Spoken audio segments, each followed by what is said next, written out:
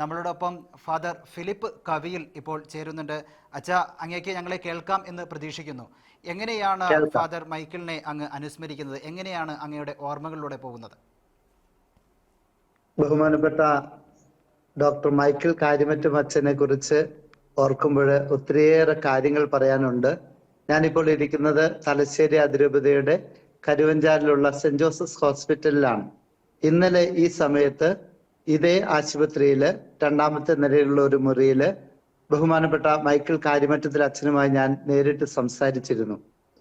ഞാനപ്പോൾ അറിഞ്ഞിരുന്നില്ല അത് അദ്ദേഹത്തിന്റെ അന്ത്യനിമിഷങ്ങളാണ് എന്ന്. അച്ഛൻ ഒത്തിരിയേറെ കാര്യങ്ങൾ പറഞ്ഞു. ചില കാര്യങ്ങളൊക്കെ വ്യക്തമായിരുന്നു, ചില കാര്യങ്ങൾ അവ്യക്തമായിരുന്നു.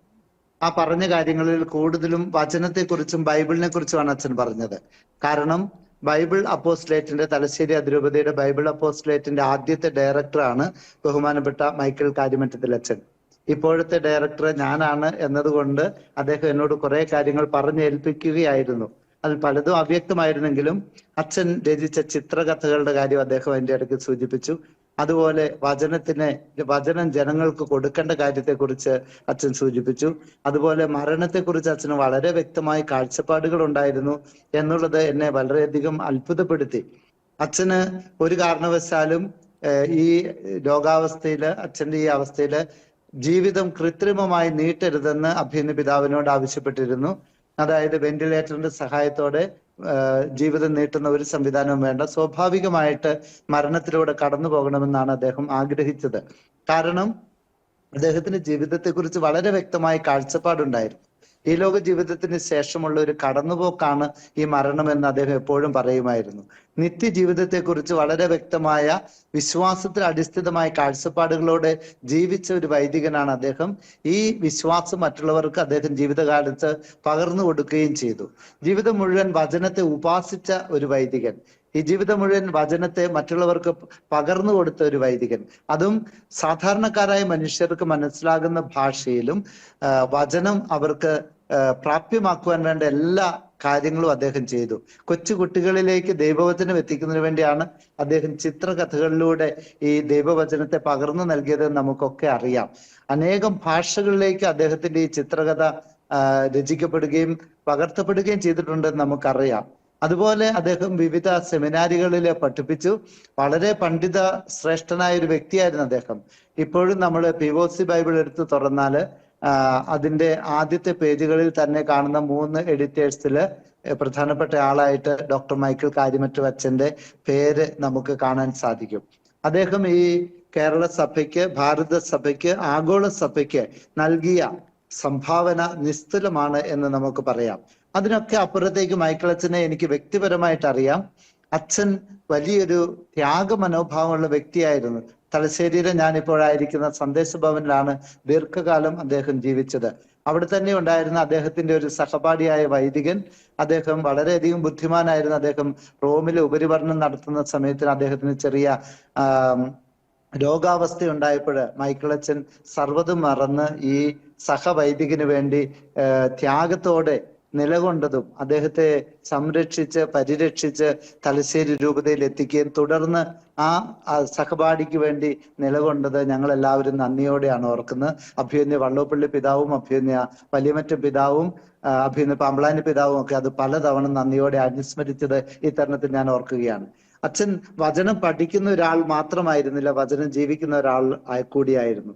അതുപോലെ തന്നെ വചനത്തിന്റെ പൊരുള് തേടിയുള്ള അദ്ദേഹത്തിന്റെ യാത്രയില് അദ്ദേഹം വിപ്ലവാത്മകമായ പല കൃതികളും രചിച്ചിട്ടുണ്ട്. അദ്ദേഹം ആരെയും സന്തോഷിപ്പിച്ച് മുന്നോട്ട് പോകാൻ ആഗ്രഹിച്ച ഒരാളല്ല. എപ്പോഴും സത്യത്തിന് വേണ്ടി നിലകൊള്ളുകയും സത്യം തുറന്നു പറയാനുള്ള ആർജവം കാണിക്കുകയും ചെയ്ത ആളാണ്. വചനം എന്ത് ഉദ്ദേശിക്കുന്നുവോ അത് പച്ചയായി തുറന്നു പറയുവാനും ആർക്കൊക്കെ അത് കൊണ്ടാലും സാരമില്ല, വചനം അതിന്റെ പൂർണ്ണ അർത്ഥത്തിൽ മനുഷ്യൻ മനസ്സിലാക്കണമെന്ന് ആഗ്രഹിച്ച ഒരു വലിയ ബൈബിൾ പണ്ഡിതൻ കൂടിയായിരുന്നു ബഹുമാനപ്പെട്ട മൈക്കിൾ അച്ഛൻ. അദ്ദേഹത്തിന്റെ ജീവിതത്തെ കുറിച്ചുള്ള കാഴ്ചപ്പാടുകള് ഏതൊരു ക്രൈസ്തവനെന്ന് മാത്രമല്ല ഏതൊരു മനുഷ്യ വ്യക്തിക്കും വളരെ ആശ്വാസപ്രദമായ ഒരു കാഴ്ചപ്പാടാണ്. ഈ ലോകത്തിലെ നിയതമായ ജീവിതത്തിന് ശേഷം നിശ്ചിത വർഷങ്ങൾക്ക് ശേഷം നമ്മൾ എല്ലാവരും ഈ ലോകത്തോട് എത്ര പ്രഗത്ഭരാണേലും വിട പറയണമെന്നും വരാനിരിക്കുന്ന ലോകത്തേക്ക് നമ്മൾ ഒരുങ്ങി ജീവിക്കണമെന്നും അദ്ദേഹം എപ്പോഴും പറയുമായിരുന്നു. അദ്ദേഹത്തിന്റെ ആശുപത്രി വാസകാലത്തില് അദ്ദേഹം അത് വളരെ കൃത്യമായി മറ്റുള്ളവരോട് പറഞ്ഞു കൊടുക്കുന്നത്, അതനുസരിച്ച് ജീവിക്കുന്നതും ഞാൻ കണ്ടു. വളരെയധികം ആധ്യാത്മികമായി ആഴപ്പെട്ട ഒരു ജീവിതമായിരുന്നു അദ്ദേഹത്തിൻ്റെത്. ബോധ്യങ്ങളാണ് അദ്ദേഹത്തെ നയിച്ചത്, മൂല്യങ്ങളാണ് അദ്ദേഹത്തിന്റെ ജീവിതത്തിന്റെ പ്രേരക ശക്തിയായി അദ്ദേഹത്തിന് ഉണ്ടായിരുന്നത്. അദ്ദേഹത്തിന്റെ കൂടെ ജീവിക്കുന്നവർക്കും ഇതെല്ലാം അനുഭവിക്കുവാൻ സാധിക്കുമായിരുന്നു. മൈക്കിൾ അച്ഛനോട് വളരെ വ്യക്തിപരമായിട്ട് പല കാര്യങ്ങളും ചർച്ച ചെയ്യുവാനും അദ്ദേഹത്തിന്റെ കാഴ്ചപ്പാടുകൾ മനസ്സിലാക്കുവാനും എനിക്ക് പലപ്പോഴും സാധിച്ചിട്ടുണ്ട്. അതിനൊക്കെ ഞാൻ അച്ഛനോട് നന്ദി പറയുകയാണ്. അവസാന കാലഘട്ടങ്ങളിൽ അദ്ദേഹത്തെ പലതവണ സന്ദർശിച്ചപ്പോഴൊക്കെ അദ്ദേഹം ജീവിതത്തെക്കുറിച്ചുള്ള അദ്ദേഹത്തിന്റെ പ്രത്യാശ നിർഭരമായ കാഴ്ചപ്പാടുകളെ പകർന്നു തരുവാൻ എപ്പോഴും ശ്രദ്ധിച്ചത് ഞാൻ ഓർക്കുകയാണ്. വളരെ ലളിതമായൊരു ജീവിതം നയിച്ച വ്യക്തിയായിരുന്നു അദ്ദേഹം. ഒത്തിരിയേറെ രാജ്യങ്ങൾ കണ്ടിട്ടുള്ള, ഒത്തിരിയേറെ അറിവും അനുഭവ സമ്പത്തുള്ള വ്യക്തിയാണെങ്കിലും വളരെ ലളിതമായി മനുഷ്യത്വപരമായി മറ്റുള്ളവരോട് ഇടപെടുവാൻ അദ്ദേഹത്തിന് സാധിക്കുമായിരുന്നു. ഒട്ടും ധാർഷ്ട്യമില്ലാതെ, ലാളിത്യത്തോടെ, എളിമയോടെ, സ്നേഹത്തോടെ ഒരു പണ്ഡിതനായ അച്ഛൻ എങ്ങനെ പെരുമാറുന്നത് ഞാൻ അത്ഭുതപ്പെട്ട് കണ്ടിട്ടുണ്ട്. അച്ഛന്റെ ആ ജീവിതം എപ്പോഴും ഒരു മാതൃകയാണ്. കേരള സഭയ്ക്ക്, പ്രത്യേകിച്ച് തലശ്ശേരി അതിരൂപതയ്ക്ക്, ബൈബിൾ പഠിതാക്കൾക്ക് ഒക്കെ അച്ഛന്റെ ഈ മരണം വലിയ നഷ്ടമായിരിക്കുമെന്നതിൽ സംശയമില്ല. പക്ഷേ അച്ഛൻ അവശേഷിപ്പിച്ച് കടന്നു പോകുന്ന ജീവിത മൂല്യങ്ങള് നമ്മെ കൈപിടിച്ച് മുന്നോട്ട് നയിക്കും. ഏറ്റവും പ്രത്യേകത അദ്ദേഹം നൽകിയ വിശ്വാസത്തിൽ അടിയുറച്ച പ്രത്യാശയുടേതായ മനോഭാവം എന്നുള്ളതാണ്. ഈശോയെ എപ്പോഴും ഏറ്റുപറയാനും ഈശോ മിശിഹ ജീവിതത്തിന്റെ സർവവുമാണെന്ന് തുറന്നു പറയുവാനും മൈക്കിളച്ചൻ കാണിച്ച ആർജവം നമ്മുടെയൊക്കെ ജീവിതത്തിലും നമുക്ക് സ്വീകരിക്കേണ്ടതാണ് എന്നാണ് എനിക്ക് തോന്നുന്നത്. ഈ മഹാത്മാവിന്റെ മുമ്പിൽ ഞാൻ ആദരാഞ്ജലിയോടെ നിൽക്കുകയാണ്. മൈക്കിളച്ചന്റെ ആത്മാവിന്റെ ദൈവം നിത്യശാന്തി നൽകട്ടെ എന്ന് ഞാൻ പ്രാർത്ഥിക്കുന്നു. ഇന്നലെ ഇതേ സമയത്ത് അദ്ദേഹത്തോട് സംസാരിച്ചത് ഞാൻ നന്ദിയോടെ ഓർക്കുകയാണ്. മൈക്കിളച്ചന് നിത്യതയിലേക്കുള്ള യാത്രയിൽ എല്ലാവിധ ദൈവാനുഗ്രഹങ്ങളും ദൈവത്തിന്റെ സാമീപ്യവും ഞാൻ പ്രാർത്ഥിക്കുകയാണ്. മൈക്കിളച്ചന്റെ മാധ്യസ്ഥം നമുക്കൊക്കെ ഇനി കൈമുതലായി ഉണ്ട് എന്ന പ്രത്യാശയോടെ എല്ലാവിധ ആദരാഞ്ജലികളും അർപ്പിക്കുന്നു. ഓക്കെ, അതേപോലെ 2022 അച്ഛന് മൽപ്പാൻ പദവി നൽകി ആദരിക്കുകയുണ്ടായി. അത് സിനഡിന്റെ പ്രത്യേക ഇതുകൊണ്ട് തന്നെയായിരുന്നു, തീരുമാനപ്രകാരം തന്നെയായിരുന്നു അദ്ദേഹത്തിന് മൽപ്പാൻ പദവി കിട്ടുകയും ചെയ്തത്. അതിനെക്കുറിച്ച് അങ്ങേക്ക് എന്താണ് പറയാനുള്ളത്? സിറോ മലബാർ സഭ നൽകിയ വലിയൊരു അംഗീകാരമാണ് ഈ മൽപ്പാൻ പദവി. കാരണം അദ്ദേഹം ഒരു മൽപ്പാനേക്കാളും ഉപരിയായിട്ട് എന്ത് കൊടുക്കാം, അതൊക്കെ കൊടുക്കാൻ പറ്റും, അർഹനായിരുന്നു എന്നാണ് എൻ്റെ ബോധ്യം. അദ്ദേഹം രചിച്ച പുസ്തകങ്ങൾക്ക് എത്രയാണെന്ന് പോലും എനിക്ക് അറിഞ്ഞുകൂടാ. അത്രയധികം പുസ്തകങ്ങൾ അദ്ദേഹം രചിച്ചു. അദ്ദേഹത്തിന്റെ അടുത്ത് ഓരോ തവണ പോകുമ്പോഴും എനിക്ക് ഓരോ പുതിയ പുസ്തകം തന്നിരുന്നത് ഞാൻ ഓർക്കുകയാണ്. അതെല്ലാം വളരെ ഈടുറ്റ ഗ്രന്ഥങ്ങളാണ്. ആഴത്തിൽ പഠിച്ച് വളരെയധികം വിശകലനം ചെയ്ത് വളരെ അർത്ഥവത്തായ കാര്യങ്ങളാണ് വചനത്തെക്കുറിച്ച് അവിടെ പ്രതിപാദിച്ചിരുന്നത്.